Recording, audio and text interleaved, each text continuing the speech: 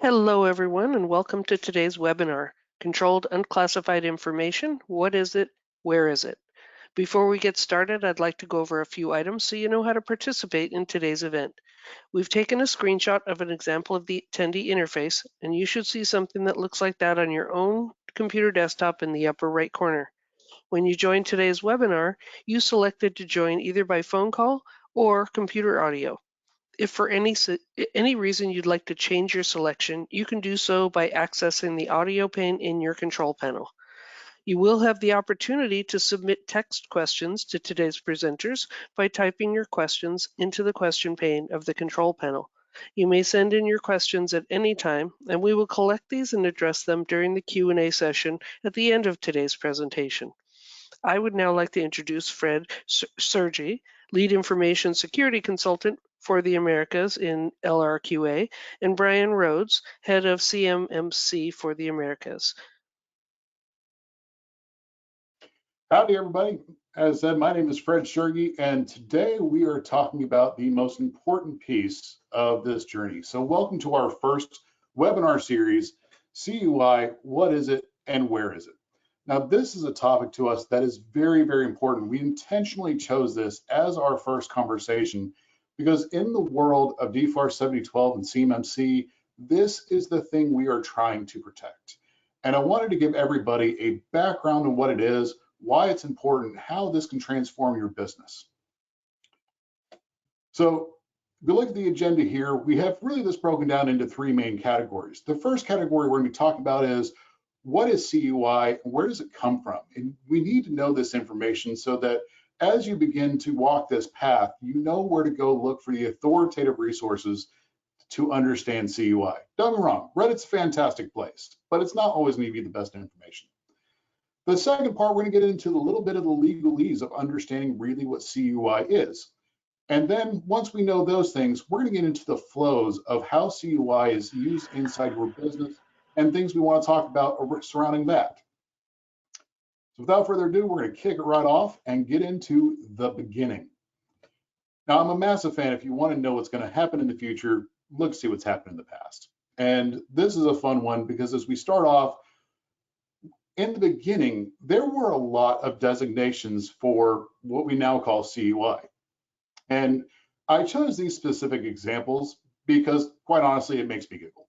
So just looking at the Department of Defense, we had 4 official use only, FOUO, as well as UCTI, unclassified controlled technical information. So those are 2 categories within inside the DoD. Department of State did the same thing, sensitive and unclassified and limited official use. 2 categories within the same organization. And this is just a small example, as you can see, law enforcement's down there, of all the 3-letter agencies within inside the government had their own tags and their own rules about what was going on. And this created a lot of confusion within inside the government. And as always, if there's confusion inside the government, there's going to be confusion with the organizations that work with the government. So a new program had to be created, and that began around 2019 of saying, okay, we're going to have just one situation. And the CUI program was written so that we can take all these individual designations and put them into one organized unit. And that was done underneath Barack Obama in 2010. Under Executive Order 13556. This is really, as you begin this path, the first document you want to go read because it is the thing that kicked it all off. And it establishes the need to have a single designation. It was also really important as part of this documentation that with inside of the government, somebody be the authoritative source. And inside section 2 of that document, that became the National Archives. So as you're looking through the CUI process, CUI registry is going to start at the National Archives. Now, different 3-letter agencies might have more that they add in to their own pieces, but it all has to be based on what the National Archives does. They can't go orthogonal from what they're saying is the authoritative source. So when we start there, we want to look to see, okay, what does the National Archives say? And if you just go on and Google National Archives CUI, you're going to find this page right here. This is the CUI homepage for everything we want to look inside of it. And pause here, kind of look, see what's in there. A lot of great information, but quite frankly, probably the most important one is the CUI registry itself. So inside the CUI registry, we can see all the different categories of CUI that are inside of the government. So it's always going to start with CUI/something. Now in this one, I just have a small snippet at the bottom that is for the defense.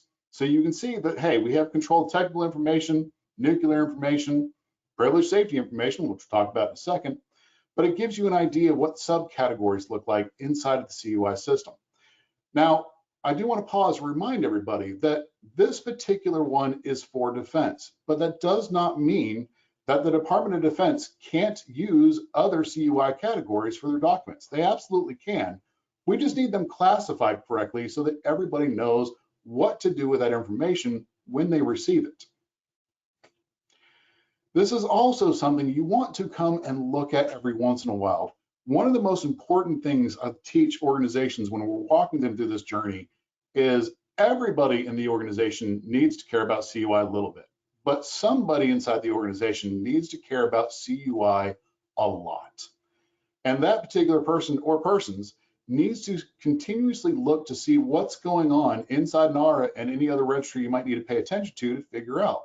So a great example of this is sometime late last year, a new category popped up underneath defense, and that was privileged safety information.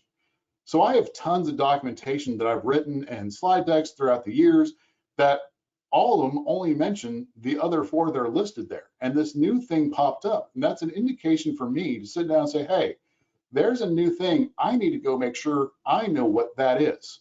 So as part of your process, walking through your compliance journey, make sure you take time at least once a year to go look at all the information that's out there to make sure you have the most accurate information possible. And when you find something new, go ahead and designate some time to figure out what does that mean and does it affect my organization? So let's get into the legalese of CUI, because there's a difference between what we deal with inside the federal government and then standard industries. So inside other things like ISO or SOC, those are industry standards. And those industry standards are designed by councils, just ordinary people that come together and say, hey, this is what we say this is going to mean in a particular situation. In the federal world, though, everything we deal with is laws, rules, and regulations. So we are going to talk about things at the legal aspect towards them. And when it comes to what we deal with inside CMMC, there are really two main things. The first one is federal contract information. And I have the definition. I know it's impolite to generally read slides, but this one's kind of important. So federal contract information means information not intended for public release that is provided by or generated for the government under the contract development to deliver product or service to the government, but not including information provided by the government to the public, such on public websites, for simple transaction information, such as necessary payments, versus CUI. So FCI is just generic information. Easiest way you can think about what is FCI, because it's not marked, is if you have to log into a system to get information from the government, that's going to be FCI. Now, controlled unclassified information, CUI, is information the government creates or possesses, or that an entity creates or possesses on behalf of the government, that laws, regulations, or government policies require or permits the agency to handle using safeguarding or dissemination controls. These are very common definitions you will see in almost every presentation or class when you're dealing with CUI. I want to let you guys know that is not the entire thing. So if we actually go look at 32 CFR 2002.4, this is the actual definition. And I promise you, I will not be reading this in totality. But it does give you an idea of understanding there's more to it than just the small snippets we see going through the presentations and slides. So you actually want to sit down, start looking at CUI and saying, okay, where do these things get defined and what are those definitions? And it's not just the definition of CUI we're concerned about. We also want to look at the other things that are related to CUI. So I've grabbed a couple other definitions from that same document, like CUI basic, CUI categories, or CUI specified. We need to understand what these words mean legally so that you can understand what you're trying to protect inside of your organization.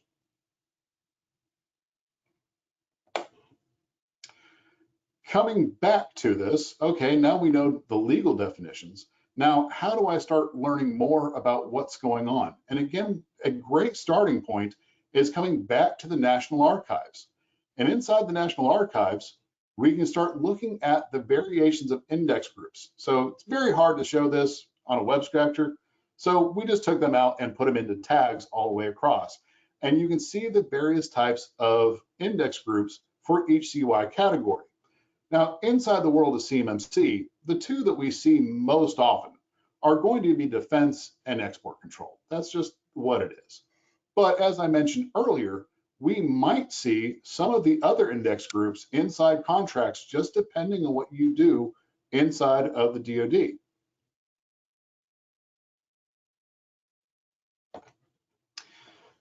Now, going back to this one, we're going to focus just on defense. And inside here, we're going to say, okay, inside of our defense categorizations, we have 5 areas we want to pay attention to. Controlled technical information. This is important information about how we go about building things. DoD critical infrastructure security information. So we have infrastructure that protect our warfighters around the world and definitely in the United States. That's going to be things like our water lines, our power infrastructure, our network infrastructure. Those are categories that fall underneath there. Naval nuclear propulsion information is going to be around things that are naval nuclear and deal with the ships directly. So if you were working on a sub and you make a critical piece for that particular organization, your information is going to fall inside there. Privileged safety information is exactly as it sounds like. If there's safety protocols we're going to follow, it's inside the DoD to know how we're going to handle certain situations, information falls in that one. And then the last one here is unclassified controlled nuclear information. Well, that's kind of a broader category than just what we're talking about when we're dealing with ships. So if you're going to have a nuclear station, power station on a base, information is going to be posted in there. Now, these are just some examples. There's plenty that they're going to fall into. And with inside of that, you're also going to have 2 other categories, CUI basic and CUI specified, going back to the definitions we looked at before. So we want to know what type of CUI we have, what its subcategory is, and then what if that CUI is basic or specified. If it's basic, we use basic security controls. If it's specified, we then going to go look to see what else we have to look at. In this example, looking at the registry, I just happen to choose CTI. So that's specified SP-CTI. And that particular safeguarding is one that we should all be familiar with. That's the DFAR 7012 clause. So we would want to look at what the specified markings are and then see what dissemination authorities come with that. Now also, you must pay attention to sanctions as well, because there are going to be several CUI categories that there's sanctions information that you're going to want to pay attention to. Now, let's be very honest. This is all really cool and very much legalese.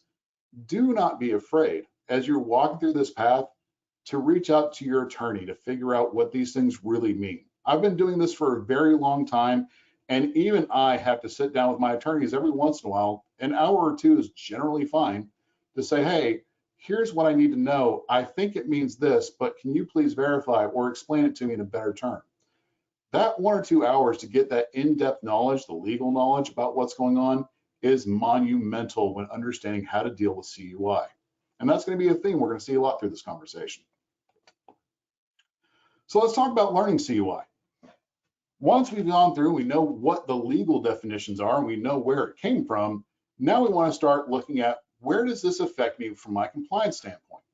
And kind of the first thing that's going to come into mind comes directly from the NIST 171, which is the role-based training.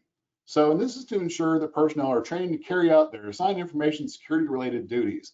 And we want to make sure we know what CUI is so that they know how to protect that. But where do you get that training? So we're going to come back to the NARS website. And this is not the only place, but if you look on NARS website, we have a section that is for CUI training.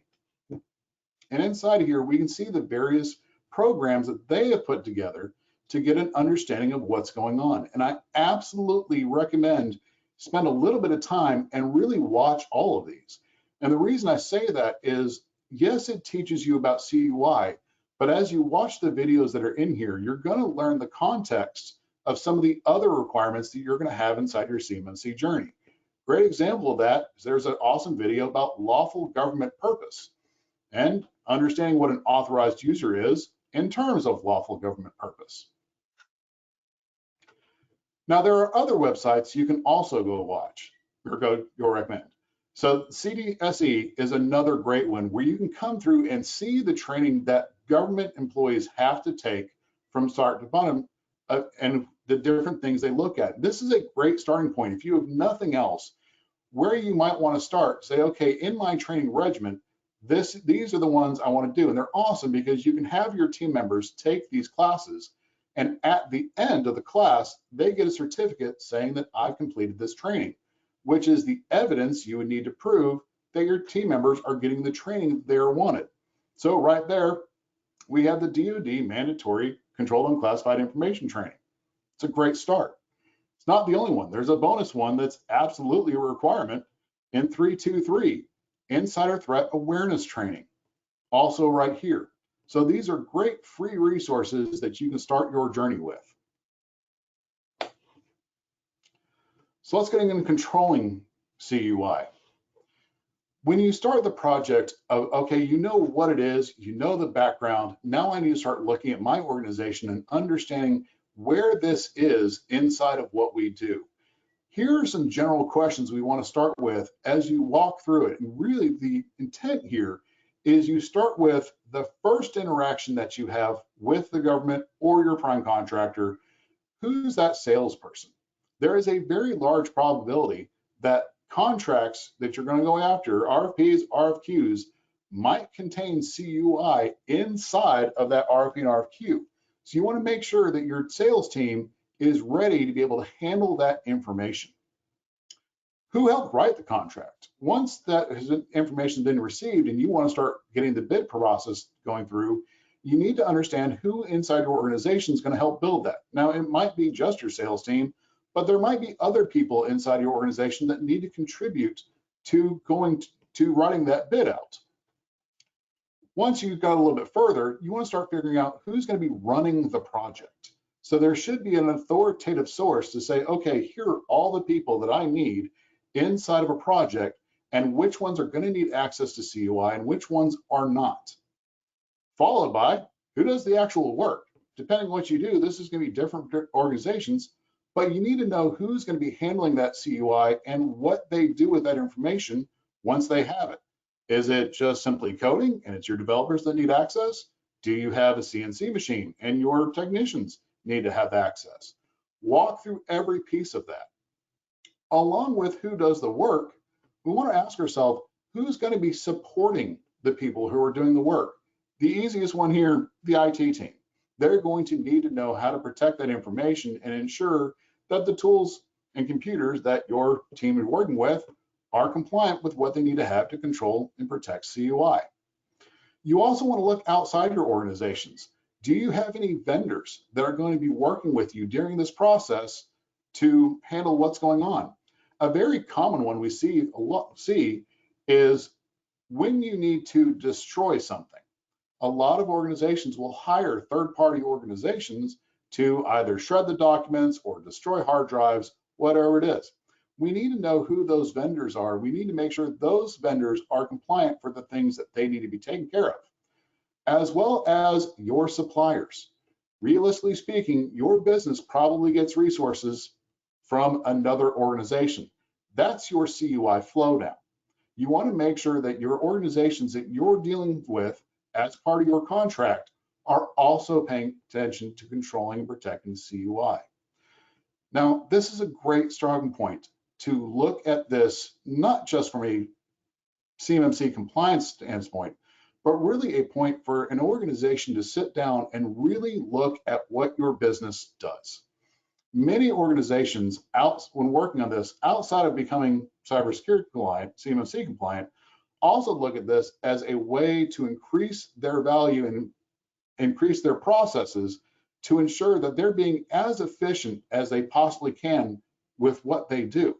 Many organizations just kind of get in the habit of doing something because that's how it was done, and you don't really think about the process in totality. But once you're forced to sit down and say, okay, now I'm looking at this because of CUI, how does my business operate? It's very probable that you're going to find ways to increase your efficiency just from paying attention to this alone. And all of this is going to be in a plan of design that you're going to write your documentation about when you are working on your compliance. Now, there are some issues out there, and we are fully aware of this situation. One of them, we have three major complaints that I hear quite often with inside the industry, and we're going to talk about them one-on-one. But the first one that we hear a lot is we have the DFAR 7012 in our contract, but we don't receive CUI. Next is we have what we think is CUI, but it's not marked.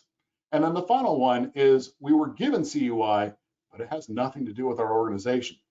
These are very, very common things we see inside of our organization. So let's go ahead and break them down.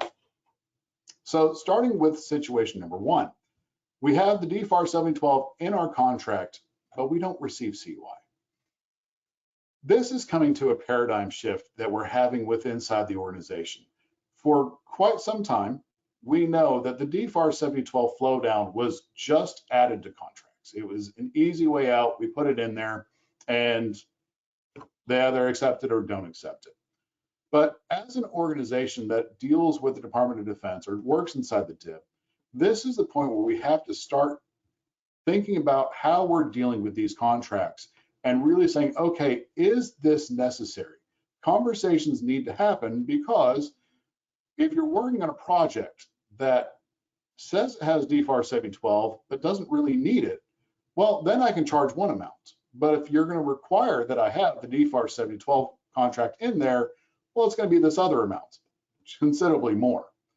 Great example of this. I have no proof of this. I can just kind of look at a situation and recognize what's going on.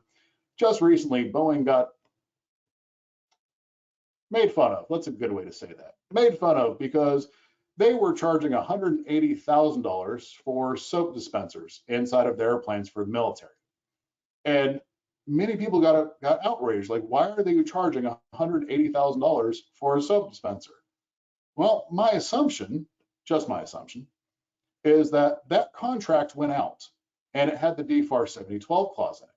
So now the person that's supplying that soap dispenser that we've probably all seen and have all used is now having to control and having to use the CUI information and protect it for that contract, which is going to increase the cost of what that device is. Had somebody sat down and really worked with the contracting officer and said, hey, this is just a POTS product, we don't need the DFAR 7012, it might have been significantly cheaper. Now, the other paradigm shift that we have in this situation is organizations for a long time have not had this conversation because they were afraid of what would happen. And CMMC exists because too many organizations were just completely ignoring the DFAR 7012 contract clause. That's what's going to happen. And people were concerned that if they tried to implement it, their bid would be so high that somebody who was ignoring it was going to get that contract. Tell you right now, those days are done. The idea of trying to get a government contract and not being compliant with the DFAR 7012 is out the door. You're going to have to be able to do this if you want to continue to do business with the government. Now, that also helps out because you can pay attention to what the government says these things cost.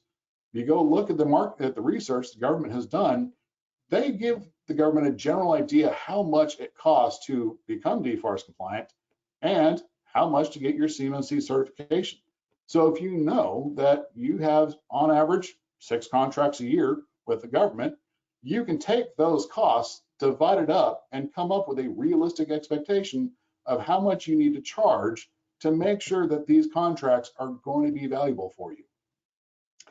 Also, while we're in this beginning phase, having that CMMC certification really does become a differentiator for businesses. There are plenty of organizations out here that are not taking it seriously. We know they exist. But as organizations start getting their CMMC certification and using that as a differentiator to get more business, the industry is going to pick it up and start trying to get their certification as fast as possible. So if you want to be one of the first to really drive home being compliant and driving sales, this is what you have to do. Now, our second situation is we have CUI, but it's not marked. And this one is frustrating because as the industry has tried to get on a good footing with their compliance, we need help from the government as well. This is the other conversation we have to have. All documents should be marked properly according to every law, rule, and regulation that the DoD has put out. Specifically, one of my favorites is DODI 5248, where it says, hey, aligning with the other laws and rules and regulations, these are things that the DoD does specifically. So the other part we need this for is there can be some financial incentives for your organization to figure out what they have at CUI. I've ran into this a lot where people don't seem to quite understand a document is not necessarily CUI. There's going to be something inside of that document that is CUI. And the easiest way to think about this is if you've ever watched the news, and the news will flash up secret documents, far more important than our CUI documents. But you have secret documents flashed up on your news channel, and inside of that document, you'll see black lines where they've hidden information. It might be the entire page, it might be one word, but something was in there that says, hey, this is the thing that we want to protect. That thing is called a security classification guide. And according to our DoD documents, every CUI document should come with a security classification guide to tell you what inside of that document is actually CUI. This has been something that a lot of organizations have not received, admittedly, so we have to start asking for this information because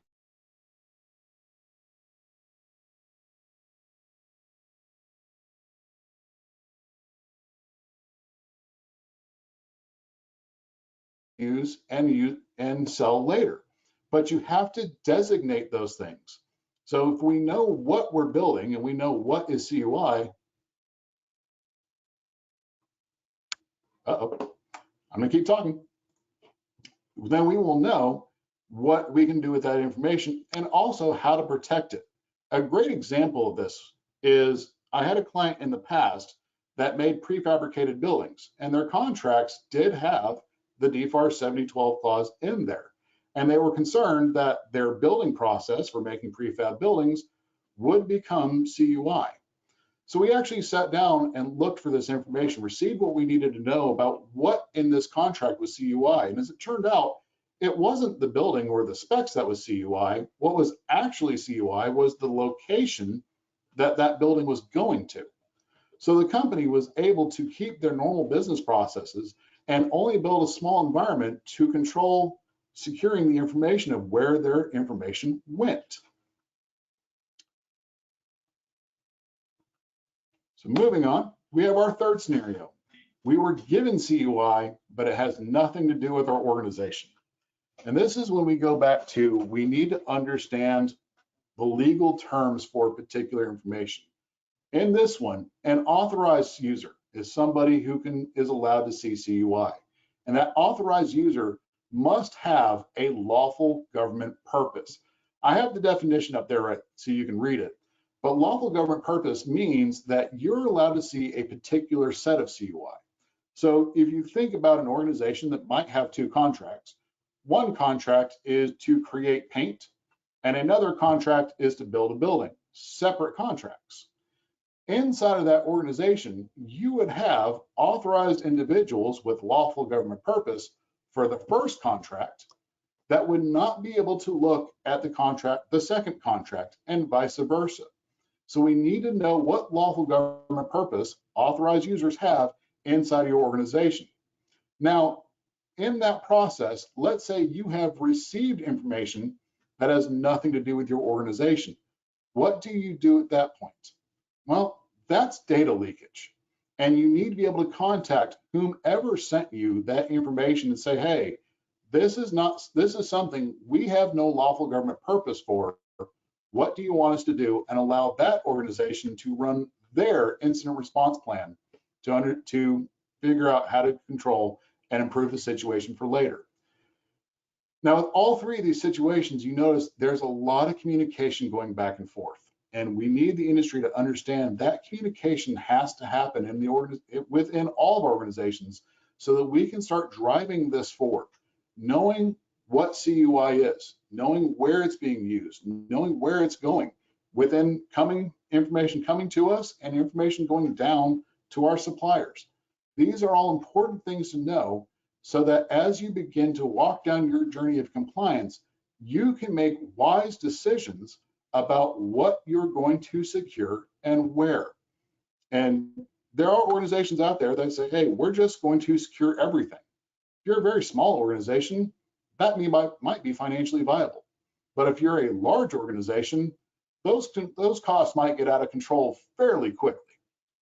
So understanding your CUI, having that flow is wildly important.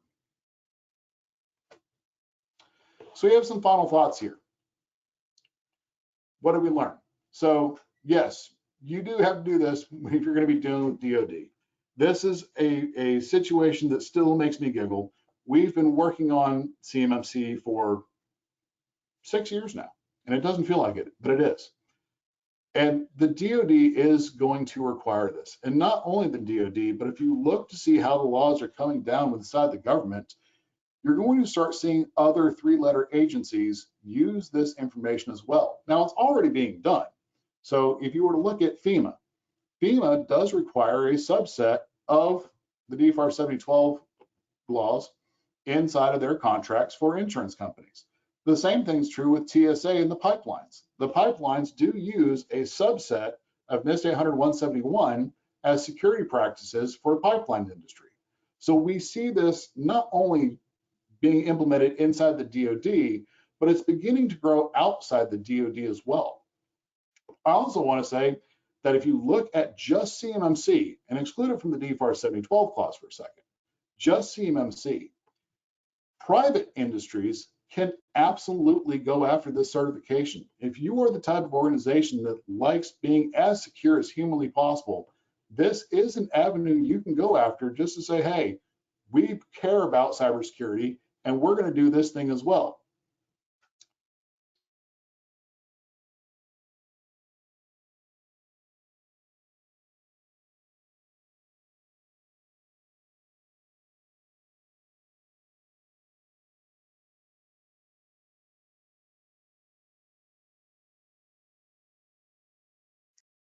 Fred, are you still there?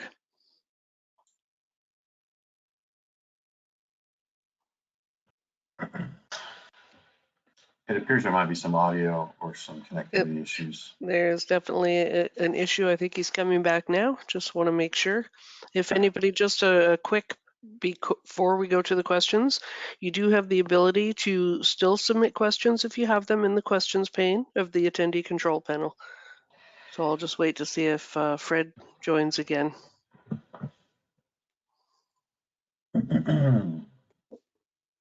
So inside of this, we know there are issues out there. We know that organizations are trying to learn and the communication is slow amongst our organizations. So we're going to go through and make sure that we be patient with those we're working with if they don't have the information we need. I brought up security classification guide earlier, and I know that's kind of been a mysterious document. They do exist and they might take some time to figure out, but you absolutely need to work with the organizations to figure out where that's at.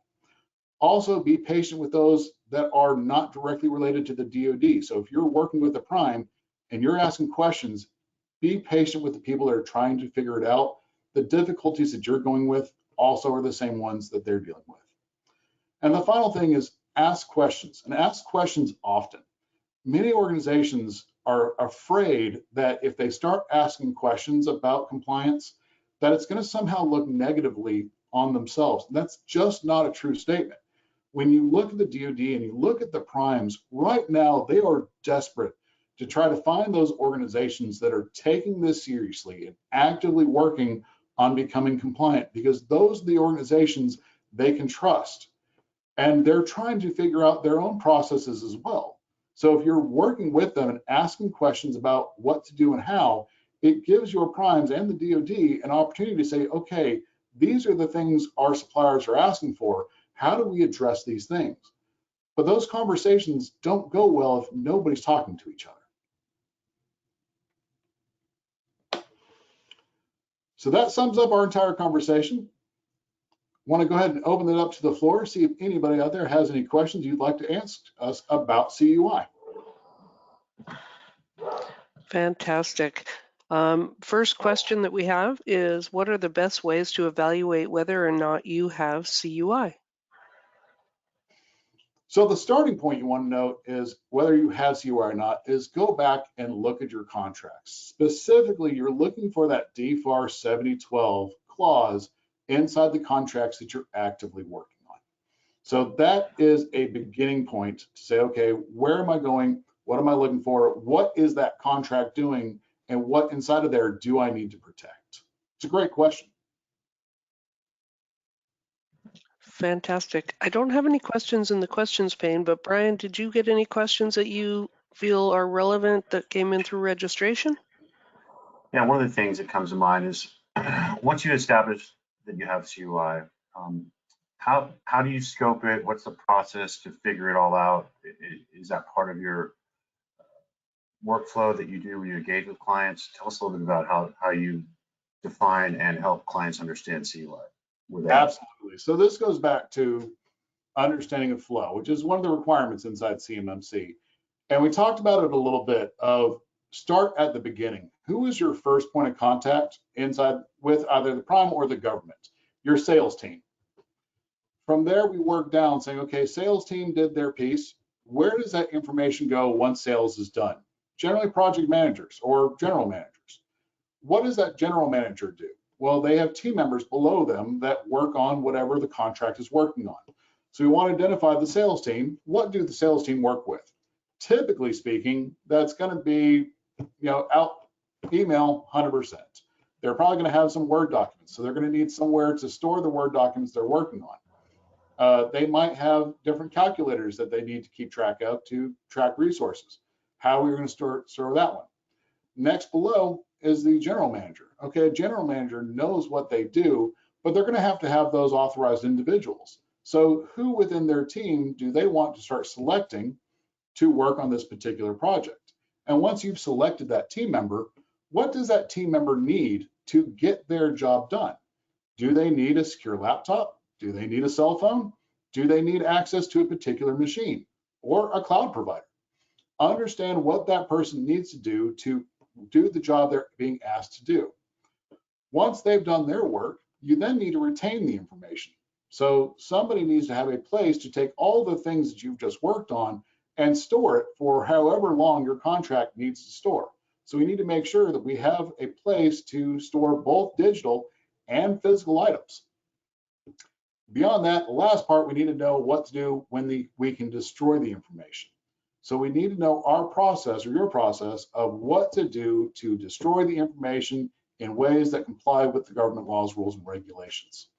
If you walk through those steps of understanding who on your team does what tools and resources do they need, if there are any vendors or suppliers they need to work with, and how do we store and eventually delete the information, that will give you a good idea of what you're looking for inside of your organization. You bring up a good point when it comes to destroying CUI. Are there pitfalls that you see that companies fall into when they think that they're trying to follow the rules and regulations, but they don't think through the way that they ultimately dispose of information? Absolutely. So when we're going through here, you're going to want to look to see what laws, rules, and regulations you have to deal with. And I'll be honest, I don't remember it off the top of my head, but I want to say it's NIST 866, 68, somewhere around there. Talks about how to destroy media. I apologize. But we want to know what the requirements are for destroying media, i.e. if you're going to cross-shred it, it needs to be 1 millimeter by 5 millimeter. If you're going to have an external hard drive, you need to make sure you're using an appropriate program. But really where most organizations get in trouble when it comes to these requirements is they know what to do, but they don't keep sufficient evidence to say that they have done it.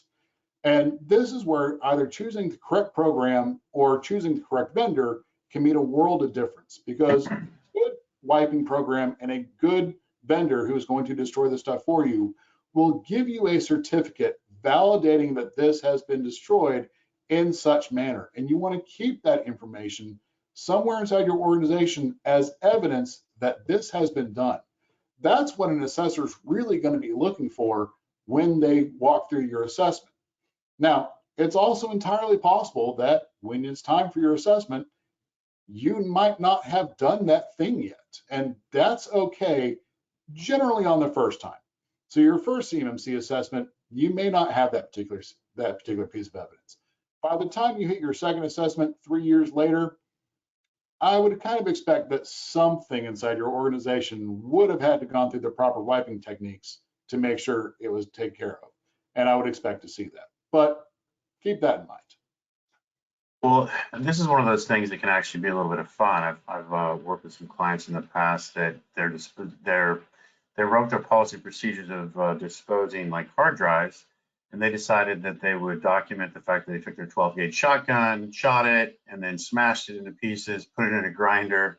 You know, I think they had a little bit of fun with it, but I think that goes back to the premise, right? Is the policies and the procedures have to be documented and have to be scorecarded, correct? That's the critical piece to being compliant, is that you have a plan, you execute the plan, and then you prove that you've done the plan, whether that's with video evidence or photos. There's all kinds of ways, right? Absolutely. So my fun term of that one is called malicious compliance, where you do something just completely orthogonal. And it's actually kind of funny, because if you look at CMMC, it doesn't directly tell you how you have to do those things. It does give you guidance, and I would highly recommend you follow that guidance. But if the shotgun approach to destroying hard drives is what you choose to do, as long as you have documented it and verified it with evidence, that does actually meet the requirement. Please don't do that. That's probably dangerous.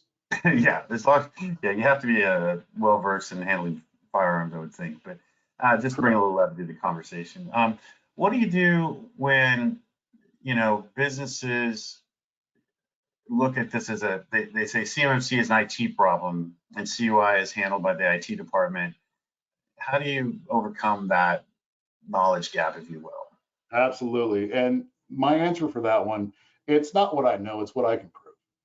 So if you look at the grandfather of all the documentation you're going to be dealing with here, we're going to be going back to FIPS 200. And FIPS 200 is a great document because it is the only place you are going to find the actual definition of certification. And inside there, I'm going to paraphrase, but inside of FIPS 200, it does talk about an evaluation of your management, operational, and technical security controls, and the evaluation of an information system, legal term, to make sure that things are implemented correctly, operating as intended, and producing the desired outcome.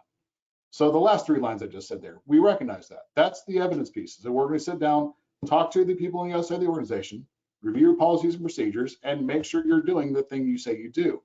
But it's the first part that people overlook. It's your management, operational, and technical security controls.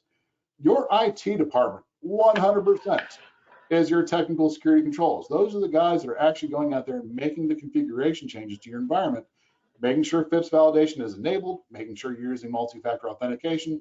Those are all technical security controls. But the management and operational side, well, that's your business leaders. And we need them to understand they do have that role inside the certification process to go through and define and authorize and evaluate all the things that are required inside of this process to make sure your management team knows what's going on. And really, that's what this is all about. Does your organization know what's going on inside your organization? And thinking it's an IT problem can get you in a lot of trouble, because while the IT department does have amazing control inside of the things that they're responsible for, they probably don't have any idea what the sales team is doing. And they're probably not sure how project management is working. And they're probably never in, or rarely in, the conversations about defining risks for a business.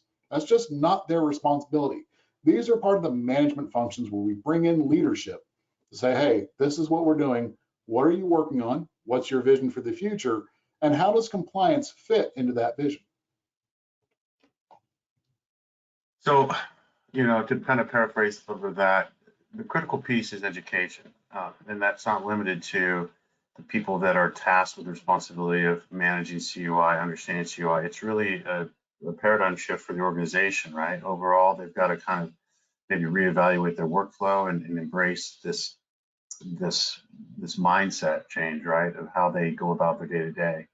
One of the things that we do at LRQA is we advise and we give a lot of information on how to do things more efficiently.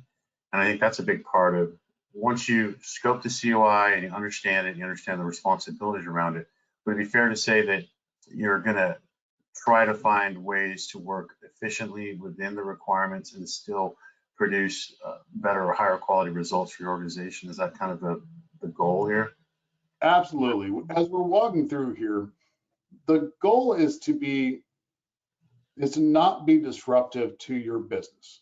Now, admittedly, there are probably going to be some things inside your organization that will just have to change. A great example of this, almost in my personal opinion, 3.1.22, posting information on publicly accessible systems is by far the hardest practice out there.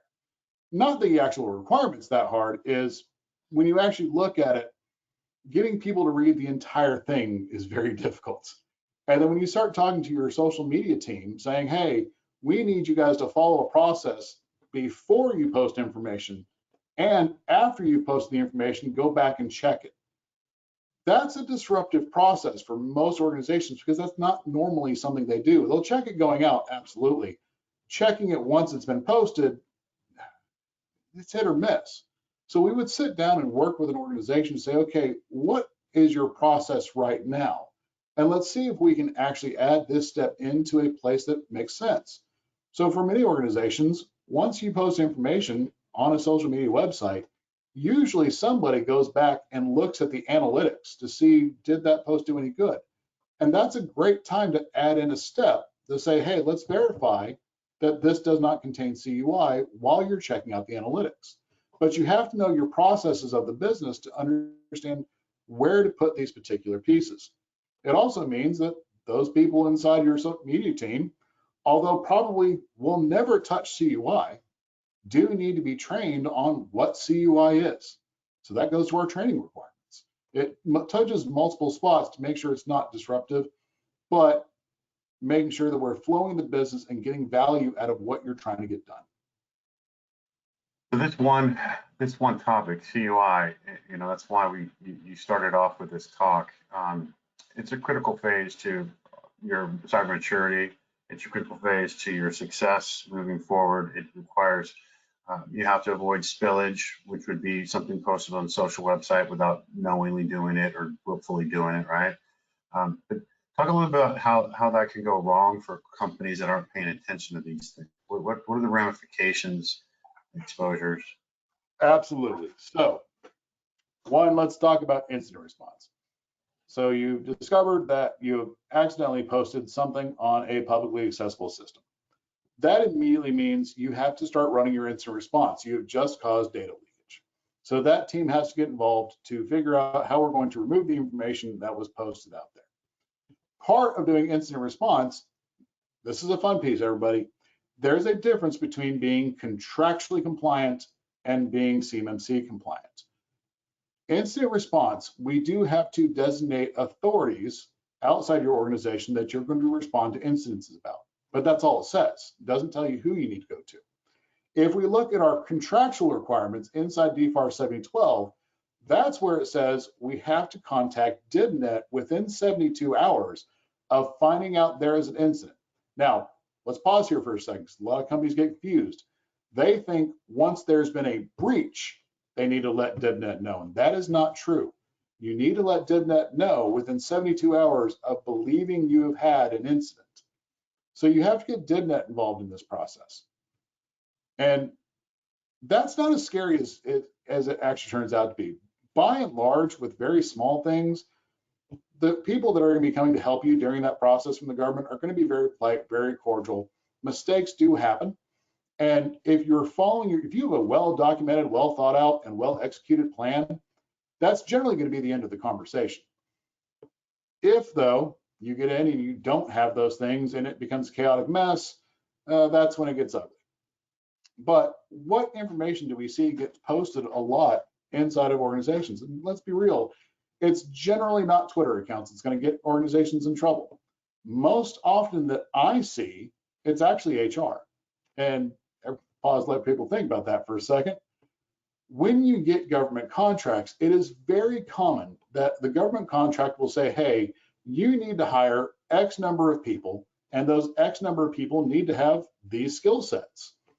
And an unknowing person inside of HR might just take that information, copy and paste it, and say, hey, in LinkedIn, I'm looking for somebody that has this exact subset, copy and paste directly from the contract. Now you've just exposed FCI, the potential CUI as well. Correct. Now, is that true all the time? No. But you would need to know what inside your contract is CUI to be able to make that decision. And if you're not sure, absolutely follow the process. Well, we've touched on a lot of things today. I think in closing, if you could just surmise your takeaways around CUI, and we can wrap this up. I don't have any other questions coming in, so I think we're at a good point for just kind of final thoughts and statements. So my final thought, everyone, is I've been working with this for a long time. I can speak intelligently about it, but we need other people to start learning this process. Learning about CUI does not take a lot of time, but it does take consistent time over a period of a couple of weeks to really dive in to figure out what it is, where it is, and how it works. So within inside your organization, you need to sit down and choose 2 or 3 people that are going to really care about what CUI is and how it affects your organization. And then from there, start figuring out what levels you need to teach other team members inside your organization about their activities. So handful of people, definitely somebody in contracts, definitely somebody in project management, probably one of the people in your sales team need to really know it. Your project managers, your general managers need to know slightly more. And then line workers may only need to know the absolute basics of, I see something that's purple and says CUI on it, I need to contact my security team. Okay, well, it's been very informative, and hopefully our message is heard and resounds. And as always, you can reach out to Fred or myself, follow up. We're on LinkedIn. We're active, and we're willing to have discussions, give you some free advice, maybe open up opportunities for us to collaborate in the future. Thanks, Fred, for this very informative talk. And I'm going to turn it back over to our friends at GoToWebinar to wrap this up. Fantastic presentation. Thank you, Fred and Brian.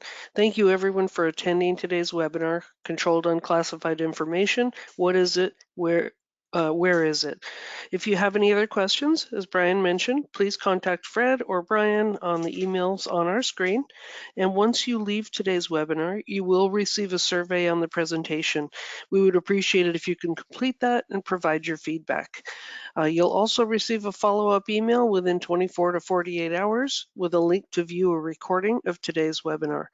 On behalf of LRQA and our presenters, thank you for joining us today, and have a great rest of your day. Thank you, everyone. Everybody.